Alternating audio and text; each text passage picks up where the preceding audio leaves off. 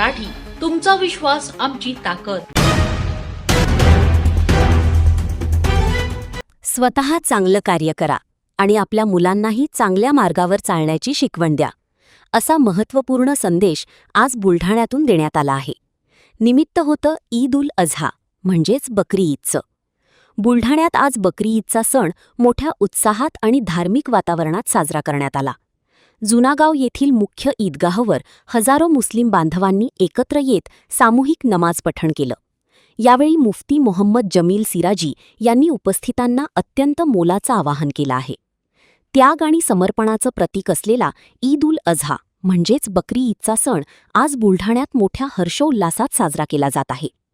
आज सकाळी ठीक 8:30 वाजता जुनागाव येथील ईदगाह मैदानावर हजारो मुस्लिम बांधव एकत्र आले. सर्वांनी अत्यंत शिस्तबद्ध आणि भक्तिमय वातावरणात बकरी ईदची सामूहिक नमाज अदा केली. नमाज पठणानंतर मुख्य दुआ मागण्यात आली. या दुआच्या आधी ईदगाहवरून मुफ्ती मोहम्मद जमील सिराजी यांनी उपस्थितांना मार्गदर्शन करताना पैगंबर हजरत इब्राहिम अलैहिसलाम यांच्या त्यागाची आठवण करून दिली. अल्लाहच्या आदेशासाठी स्वतःच्या पुत्राची कुर्बानी देण्याची त्यांची तयारी आणि त्यांच्या पुत्रानेही आनंदाने दिलेली संमती हा इतिहास त्यांनी उपस्थितांसमोर मांडला. याच इतिहासाचा दाखला देत त्याचप्रमाणे आपणही आपल्या मुलांना चांगली शिक्षण व संस्कार दिली पाहिजे.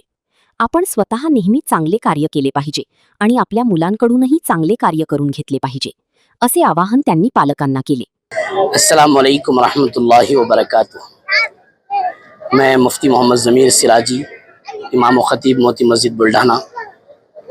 इस वक्त में ईदगाह पर ईद की नमाज की अदायगी के बाद पूरे दुनिया के भाइयों को यही पैगाम देना चाहता हूँ कि ईद उल अज़हा की नमाज से अल्लाह ताला ने पूरे इंसानों के अंदर भाईचारगी, अमन व अमान, एक दूसरे के जज्बात का खुसूसी ख्याल, इत्तेहाद और इत्तेफाक का पैगाम दिया है. ईद उल अज़हा के ज़रिए से जो गरीब लोग जिनके चूल्हे नहीं जलते, इस्लाम ने कहा कि उनकी खिदमत का खुसूसी ख्याल रखा जाए. जो गरीब लोग हैं उनके जज्बात का खुसूसी ख्याल रखें. अल्लाह ताला को इस दिन में सारे आमाल सालिहा में सबसे महबूब जो अमल हैं वो अल्लाह रब्बुल आलमीन को कुर्बानी का खून बहाना है. इस मौके पर अल्लाह ताला ने सारे इंसानों को एक बिना कर सबके दरमियान बराबरी का एक पैगाम दिया है और ये कहा कि अल्लाह की निगाह में कोई छोटा बड़ा नहीं, कोई काला गोरा नहीं. अल्लाह की निगाह में तो वही सबसे ज़्यादा काबिल इज़्ज़त हैं जो सबसे ज़्यादा अल्लाह से डरने वाला है. यही पैगाम है ईद उल अज़हा का कि हम पूरे भाई लोग, खुसूसन भारतीय जितने लोग हैं, सबके सब आपस में भाईचारे के साथ, अमन व अमान के साथ, शांति के साथ रहकर इस मुल्क को तरक्की देने में हम अपना किरदार अदा करें. मैं अल्लाह ताला से दुआ करता हूँ कि परवरदिगार आलम इस 2026 की ईद उल अज़हा को पूरी दुनिया के सारे इंसानों के हक़ में खैर का बाइस बनाएं, सबके हक़ में खैर के फैसले फरमाएं.